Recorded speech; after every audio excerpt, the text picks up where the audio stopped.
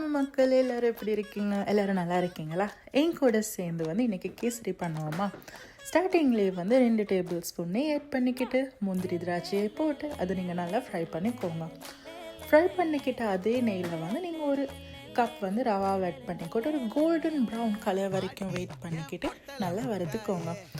ஒரு கப் ரவாவுக்கு நீங்கள் 2.5 கப் தண்ணி ஆட் பண்ணணும். நல்லா பாயில் ஆகிட்டு வரும்போது அந்த வறுத்து வச்சு ரவாவை போட்டு நீங்கள் மிக்ஸ் பண்ணிக்கோங்க. என்கிட்ட இன்றைக்கி ஃபுட் கலர் இல்லாதனால நான் மஞ்சள் ஆட் பண்ணிக்கிட்டேன். அதை ஆட் பண்ணிக்கிட்டு நீங்கள் ஒரு கப் சுகரையும் போட்டு கொள்ளணும். எனக்கு இன்றைக்கி கொஞ்சம் சாஃப்ட்னஸ் அதிகமாக வேணும். அதனால நான் கொஞ்சம் பால் ஆட் பண்ணிக்கொள்கிறேன். அகைன் நெய் ஆட் பண்ணிக்கிட்டு ஃபைனலி முந்திரி திராட்சையை போட்டு என்னுடைய கேசரி நான் ரெடி பண்ணிக்கொள்கிறேன். தேங்க்யூ.